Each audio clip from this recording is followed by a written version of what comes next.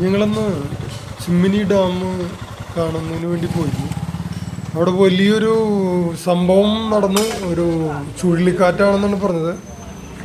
ഒരു തലനാരിഴയ്ക്ക് രക്ഷപ്പെട്ടു എന്നൊക്കെ പറഞ്ഞ പോലെ നമ്മൾ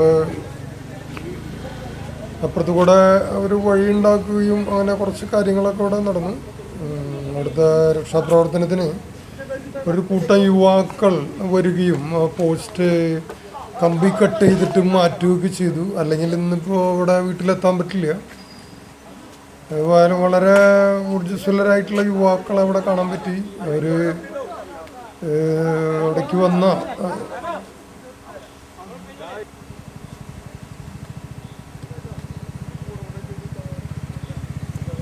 രാജ്യം ഒന്നടങ്കം ആ ഒരു കാര്യത്തിന് വേണ്ടി പ്രയത്നിക്കുന്നത് കണ്ടപ്പോൾ വളരെ സന്തോഷം തോന്നി.